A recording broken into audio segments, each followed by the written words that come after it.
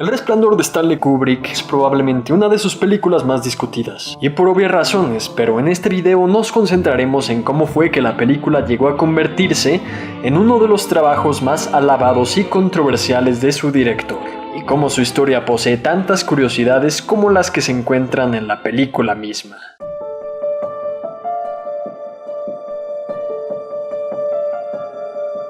En 1975 Kubrick estrenó Barry Lyndon, considerada una obra maestra y que también pasó por un largo y pesado proceso de filmación, como sería usual en toda la carrera del director. Es sabido que Kubrick era un gran lector y pasaba semanas enteras leyendo para escoger sus próximos proyectos. Según una anécdota de su secretaria, el director arrojaba a la pared los libros que durante las primeras páginas no lo llenaban lo suficiente como para querer adaptarlos. Cuando ésta no escuchó que Kubrick arrojara el libro del Resplandor de Stephen King, supo que el director había encontrado la historia indicada. Y así fue. Warner Bros. Poseía los derechos del libro, así como un primer guión escrito por el mismo Stephen King. Sin embargo, Kubrick tenía diferentes ambiciones para su película, así que ni siquiera leyó el guión original y buscó ayuda para hacer uno nuevo.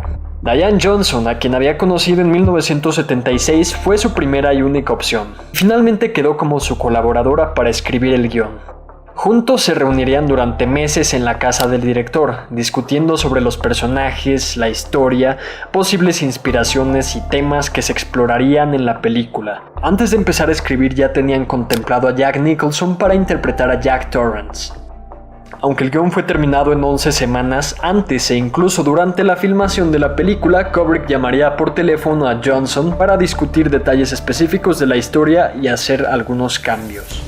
La filmación fue un reto completamente, para todo el equipo de producción y para el mismo Kubrick, quien nunca había filmado una película de terror antes. Ya sabemos que el rodaje fue una mezcla de emociones que originalmente duraría menos de 3 meses, pero se extendió hasta durar casi un año, atrasando algunos proyectos pendientes.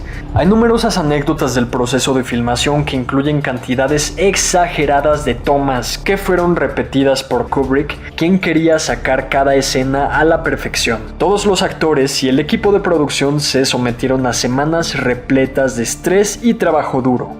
Ambos, Jack Nicholson y Shelley Duvall, protagonistas de la película, han expresado que este fue uno de los rodajes más difíciles de sus vidas. Duvall, quien interpretaba a Wendy Torrance, fue probablemente la más afectada durante el proceso, pues recibió un trato muy duro por parte de Stanley Kubrick, quien llegó a decirle que estaba gastando el tiempo de todos en el set.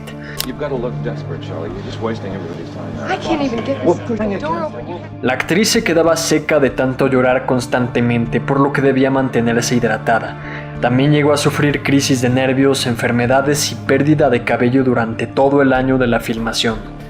Jack Nicholson y Danny Lloyd no pueden compartir la experiencia, pues Kubrick fue bastante blando con ambos, incluso llegando a un nivel sobreprotector con Danny Lloyd, quien solamente tenía 6 años y ni siquiera supo que estaba actuando en una película de terror hasta años después. Estas y muchas anécdotas más pueden encontrarse en los distintos documentales que han narrado el proceso del rodaje de la película. Cuando finalmente estrenó, tuvo una reacción ambigua en la crítica. Algunos la alababan y otros no podían entender qué le veían de bueno. Uno de los críticos más fuertes del filme fue precisamente el escritor Stephen King, quien consideraba que los cambios y omisiones que Kubrick había hecho a su novela le daban un sentido completamente diferente y lejano al verdadero terror. Admiraba el poder visual de la cinta, pero la consideraba una obra vacía.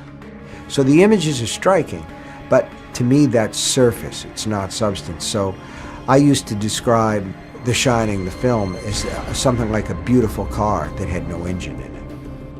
Por esto mismo, el autor influyó fuertemente en la segunda adaptación que tuvo la novela en formato televisivo en 1997, y que a pesar de ser una adaptación mucho más cercana al material original, no fue ni la mitad de bien recibida que la primera película del año 80. Con el paso de los años, El Resplandor fue adquiriendo popularidad y un estatus de culto. Comenzaron a tomarse en cuenta factores que no se consideraron en su momento y la película empezó a ser analizada en una multitud de ocasiones. Gracias a su belleza visual, el uso de simbología, los temas de enclaustramiento y problemas familiares, la multitud de escenas icónicas y memorables que pasaron a la historia y los elementos que la hicieron terrorífica, ahora se le considera un clásico del cine de terror, una de las obras más grandes y analizadas de Kubrick y un producto que desde su preproducción hasta su lanzamiento estuvo repleto de un montón de curiosidades.